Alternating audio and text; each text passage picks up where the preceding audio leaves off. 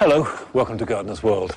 I've got some bare root roses here, and as with all bare root trees and shrubs, first thing to do is get them into some water and give them a drink, and not let them dry out for a second. Now, I'm planning to plant these into the dual garden if the rain holds off long enough. And also in tonight's programme, we'll be paying a visit to Hever Castle in Kent to get inspiration from the extraordinary display of hybrid tea roses.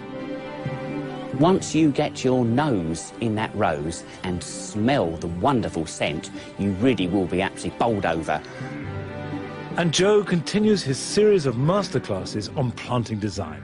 And this week, he's sharing ideas on how to create a contemporary garden. And Carol is in her own garden at Glebe, celebrating an often overlooked and undervalued plant, the wonderfully fragrant Mahonia.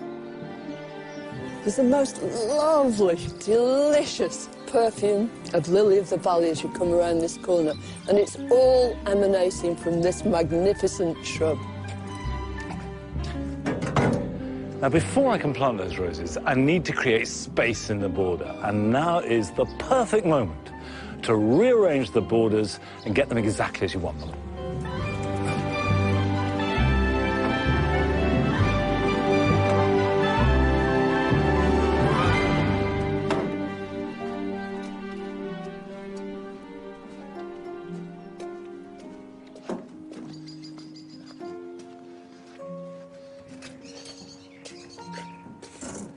It's just at this moment where spring is just starting to muscle its way in that you can catch your mixed borders and really reorganize them and get to work with them.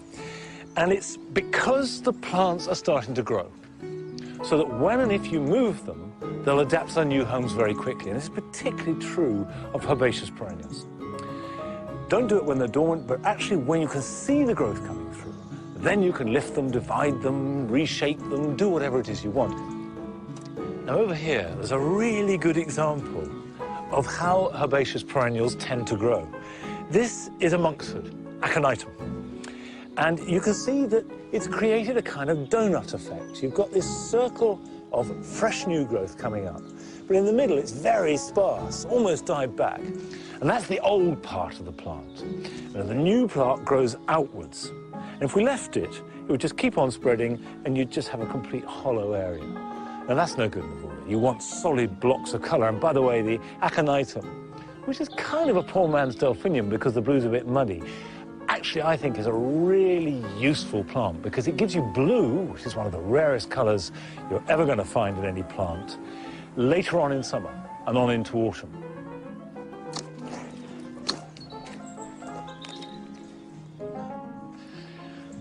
I hardly ever wear gloves in the garden, but I'm going to put some on for handling this monkshood because it is poisonous. But there we are, protected.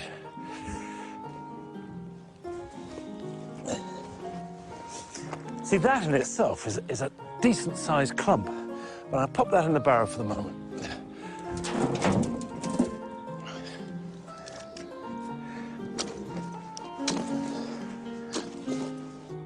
When you're lifting and dividing a herbaceous perennial that's donutted, that's to say the centre has got hollow, you can discard all the growth in the centre, put that on the compost heap, because all the energy, all the vitality is coming from the outside of that donut. Now, if this feels scarily radical, you're digging up your lovely garden, don't worry. This is the perfect time to do it. And actually you can see by looking at it, because what you have is a good root system. Those roots have started to grow, but the top growth is only just coming out. So the ratio of roots to foliage is very beneficial to the plant. So not only can I improve the way that this clump works by replanting it, but I'm going to get, enough plants for 2 or even 3 more clumps. So new plants for free and the old plant working better than ever. Now, in these borders, it's all about using the flexibility of herbaceous perennials to adapt and change the borders. But down at Glebe Cottage, Carol is celebrating a shrub that stays true and always looks majestic at this time of year.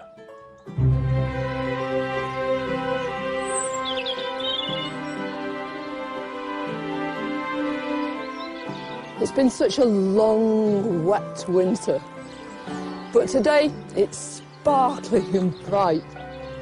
Every day you're aware that winter's receding and spring is on its way. And it's not just your visual senses that are stimulated by all these lovely green shoots and fat buds. The air is full of the most exquisite scent. There's the most lovely, delicious perfume of lily of the valley as you come around this corner, and it's all emanating from this magnificent shrub. This is Mahonia japonica. It sounds as though it's from Japan. In actual fact, it's from China and the Himalayas. And it was from China that Robert Fortune, the great plant hunter, introduced it and brought it to our shores. But it was quite a journey. He faced death, disease, and even pirates to get it here. But I'm so glad he did. I adore this shrub, and at every time of the year it's got something to offer. But of course, above all, it's the perfume that you adore. This was the very first plant I ever bought for this garden, but when I planted it, it was planted much further back. And the original died, but meanwhile it had layered itself. It's a really good way of propagating Mahonias, but the other way is to take cuttings.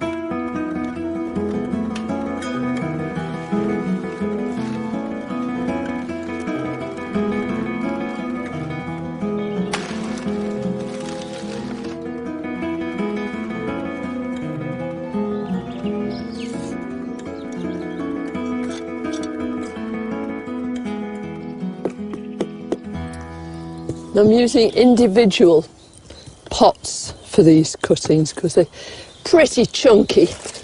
Now, from a piece like this, I should be able to get 2 decent cuttings. But what I want to do is to cut just above the leaf, because in there is a small bud which is going to grow into the new shoot. So, straight across. Now, if I put it into the pot like that, chances are that the whole thing's going to fall over. It's top heavy. So I'm going to employ a little known horticultural technique here. I want to keep this leaf because it's going to feed the cutting whilst it's taking root. So I'm just rolling it up, and then I'm going to get a rubber band just to secure that and keep it in place. Yeah, I think that's good enough.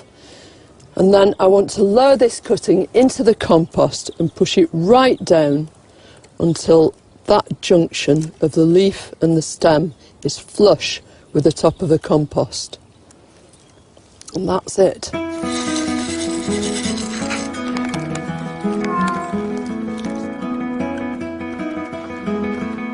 There are many beautiful Asiatic Mahonias, but there are also another group of Mahonias that come from the United States of America. This is one of them. This is Mahonia aquifolium, otherwise known as the Oregon grape. It was first collected by explorers searching for a route to the Pacific. I've chosen a dwarf variety to brighten up one of my woodland beds. It's called Cosmo Crawl, because that's exactly what it does. It sends suckers out here, there and everywhere, and at the end of those suckers pop up new shoots full of flower and these beautiful rubescent sort of leaves. I think this will be ideal because once these flower spikes come up, they'll provide marvellous nectar treats for any pollinating insects that are about. Isn't that gorgeous? So I think that's ready to go. It looks sort of as though it's longing to live in this hole. I really hope it enjoys living here. I'm sure it will.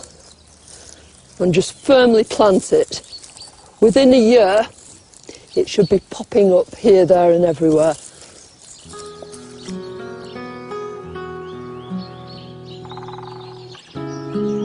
We gardeners owe a huge debt of gratitude to plant hunters.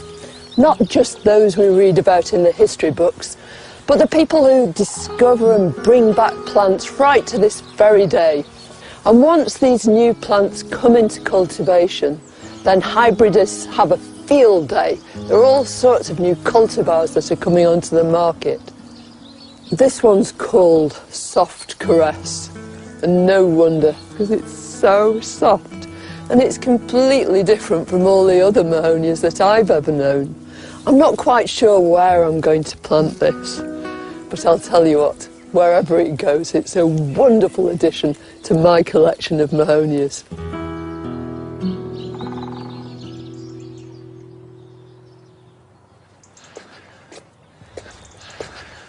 I like that leaf rolling technique. I've not tried it, but I certainly will. My single Mahonia media charity is nothing like as big as Carol's, but it does produce flowers with the most astonishing fragrance. And one little bloom put in a vase, put in the kitchen, just fills the room with its scent. Now, talking of scent, it's time to sow sweet peas. Last year, we did a sweet pea trial here at Longmeadow. I wanted to find out the best time to sow them in terms of getting maximum flower for your time and energy. Now, traditionally, sweet peas are sown in October and planted out in spring. You can sow them in early spring, or you can even sow them direct around about May. So I did all three. We came to the conclusion that sowing them in spring gave you just as many flowers, they extended the season, and there was a lot less trouble because you had less plants to look after. So that's what I'm doing this year. And it doesn't matter what varieties you sow, the technique is identical. I've got a whole mixed lot of varieties there. And I've got some seeds here, Painted Lady, that I collected from plants that we grew last year. So these are the ones I'll sow. I like to use 3-inch pots, partly because I've got lots of them, but also a pot allows decent root development. Whereas if you sow in a seed tray, by the time they're big enough to prick out, the roots are really getting rather crammed on the bottom of the tray. This is actually a seed mix, but a normal potting mix will do the job perfectly well. Fill the pot, and then just take the seeds. All the varieties tend to be the same. They range in colour from very pale brown to dark brown. You don't need to soak them. You don't need to nick them. They'll all germinate perfectly well. And I put 3 seeds in a pot. Just push them in like that. Now, there's one thing I would say, and this is learnt from bitter experience, is label every single container. So it's Painted Lady. I just can't imagine a garden without sweet peas. It's to do with June and July and the fragrance and all the range of colours, which tend to be incredibly fresh and bright. They really are one of the first flowers that I'd want in any garden.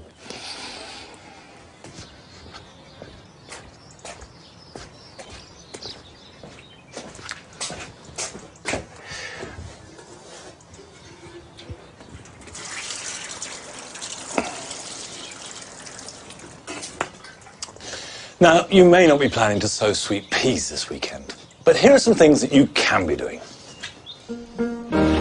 It's time now to get your dahlias out of store and check through them. If they've dried up, they'll have to be discarded, and also if the mice have got to them, that won't do them any good either. But if they're nice, plump tubers, pot them up and put them in a warm, light place so they can start to grow, and then they can be planted up after the last frost.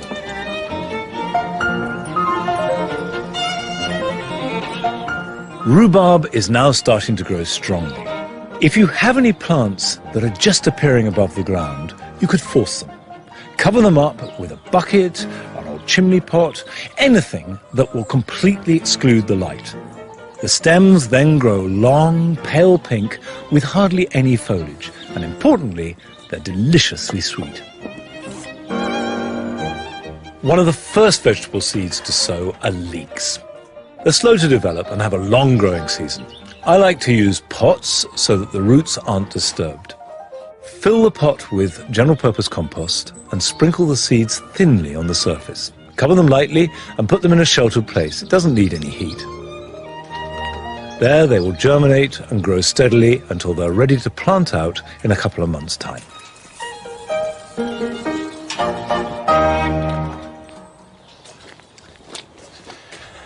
Now, these hybrid tea roses have had a good drink, so they're ready to plant. I'm going to put them in the jewel garden. And I would say that any bare root plant you get, first thing you do is give it a drink. Hybrid teas aren't very fashionable at the moment, but they've got fantastic colours and they can be exactly the right plant for the right place. And to get inspiration, last summer we went to Hever Castle in Kent to see their huge collection of hybrid teas. This garden's probably been here about 40 to 50 years. It's home to over 4,000 mainly hybrid tea with a few floribundas and climbers and ramblers. It's actually in a walled garden, so ideal location for the warmth of the roses, and we feel it's part of the quintessential kind of English garden.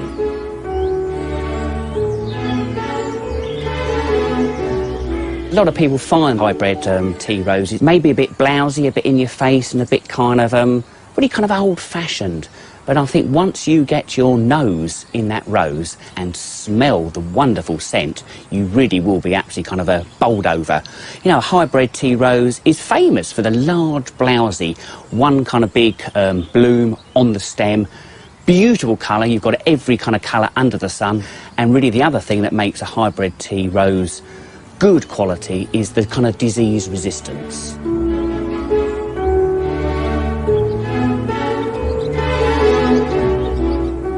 This is Buxom Beauty, one of the largest hybrid teas you're ever going to find. You just think of the name, look how flirty and brazen this particular bloom is. The bloom will cover the palm of your hand and the scent is absolutely knockout.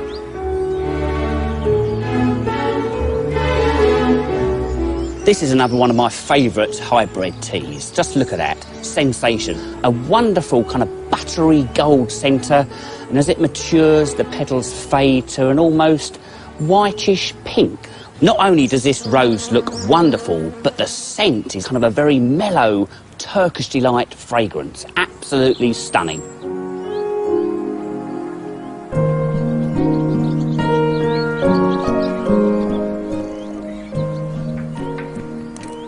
As with all hybrid tea roses, regular deadheading is absolutely essential to guarantee blooms right through to the end of November. They will continue really up until first frosts, and as you can see, loads of these green buds now. They will actually kind of guarantee colour right through for the next few months. If you have any diseased leaves, it's really pick them up and burn them. And probably the third real tip is really enjoy them. The roses are there to be enjoyed.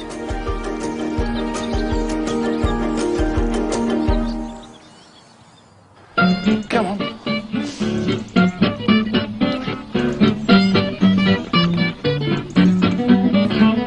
In here. Up you get. Go on, get up. There's a good boy. Up. Good boy. On a grey day like this, to see those thousands of roses looking so good is the inspiration you need. It just lifts everything and gives hope. And hybrid tea roses on that scale are stunning. Really stunning. They're not stuffy, they're not old-fashioned, they're just bright and vibrant. And I've used them here in the jewel garden before, and I want to add some more. And that's because I can select a colour, in this case it's going to be a really strong, rich red, and know that it will perform from June right through to the first frost if I keep deadheading. Now, it doesn't matter what type of rose you're planting. The method is the same. This is Crimson Glory. Incredible, rich, globular blooms. Slightly spindly stems and not a particularly vigorous plant, but that doesn't matter because it will do its job through its flowers rather than the shape of the shrub. But you can see from this that there is a graft here, and the top growth is coming from a rootstock. And I was taught how to plant roses by Peter Beals, who sadly died earlier this year, and he was a great rosarian. And what he said is you should bury the rootstock. So plant it so you've just got some sticks sticking out the ground. So I'm going to need to dig a hole that is big enough to accommodate those roots. Now, while I'm digging a hole, important to put it back in the water. You mustn't let bare root plants dry out, even for a minute. So that goes back in the drink. Let's move that out the way.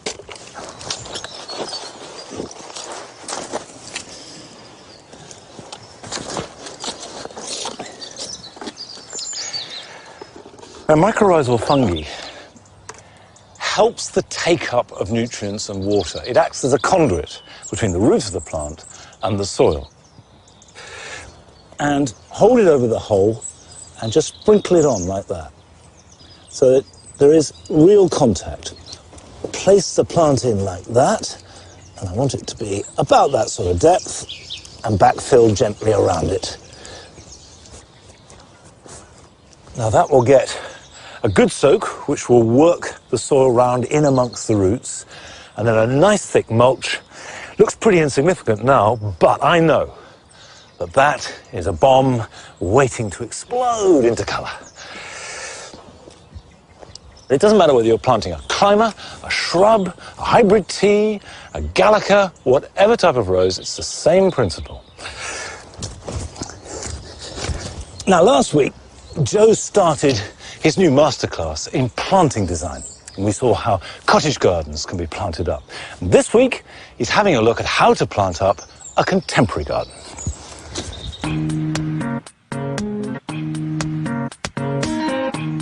A contemporary garden is a modern space where the plants have been used in a really graphic way to make a bold design that complements strong, hard landscaping. This week I'm looking at the key design elements of structure, texture, colour and seasonal interest to help show you how to plant a contemporary garden.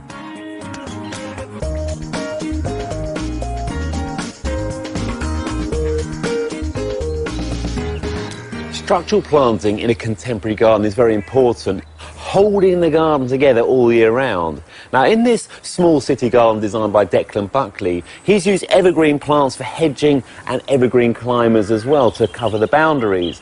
And in this central bed, he's used 3 different plants, the olive tree, the 3 box balls, and then the lollipop bay in the corner. Now, these add a lot of punctuation to the space and they're lovely rhythm too. They play on heights, but there's a connection between them because they've got these lovely rounded heads, all of them playing on scale and dimension too. So they're there permanently, whereas the grasses and the perennial plants, well, they come and go seasonally and play off them.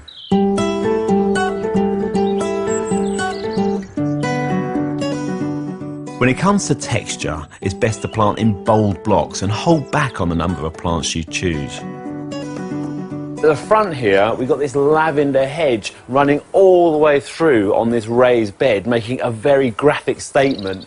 And the miscanthus grasses behind, creating real drama. It's about being graphic, it's about being bold, it's about being a bit daring.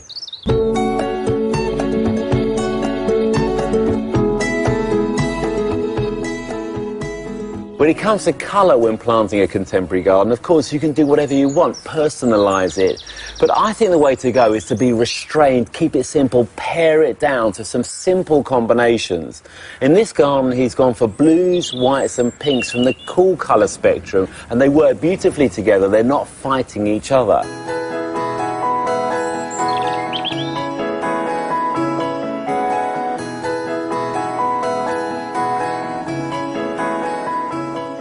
Because of the limited palette of plants in a planting style like this, every plant here has to really earn its keep. But if you have all evergreens, it looks a bit static and it doesn't really reflect the seasons. So what you want are key plants that are going to do that job for you. At the moment, we've got the wonderful miscanthus grasses, the Verbena bonariensis, and the seed heads of the eryngiums and the alliums, reflecting the late summer into early autumn season. Here's my plan for a garden with a really contemporary planting scheme. I've got 2 beds slightly offset with a path between them. And the first thing I'm going to do is put in a really nice big multi-stemmed shrub stroke small tree. I think something like a cornice would be fantastic.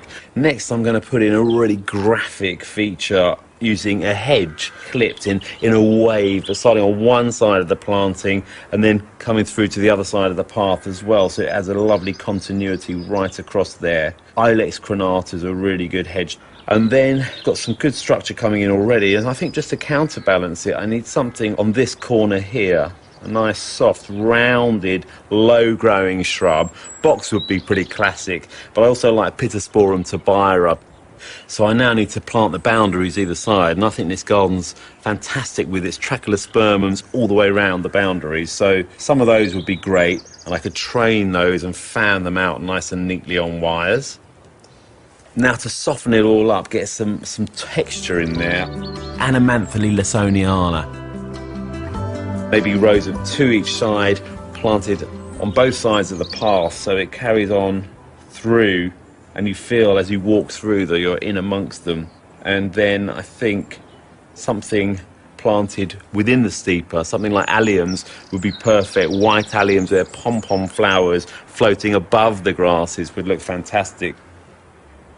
But now I'm going to plant a ground cover geranium, and then at the front of the border something really low growing and textural, thyme, lovely purple flowers in the summer. And then on the other side, Japanese anemones are absolutely perfect. A huge block of them in the back there, so they make real impact when they flower together. So there you go, I'm pretty pleased with that. I've used a total of 9 plants, but it's the way I've used them. I've controlled them very much. So that's my recipe for a contemporary planting scheme.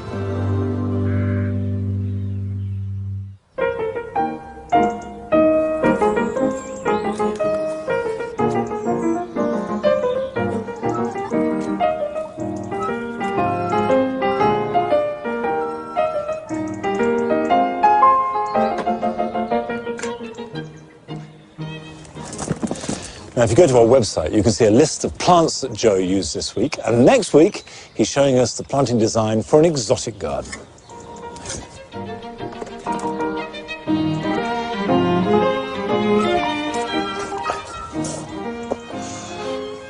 Right, I'll give these roses a nice drink.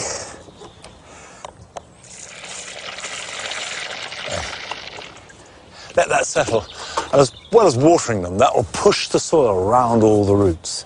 And then mulch them. And that will stop the weeds coming round.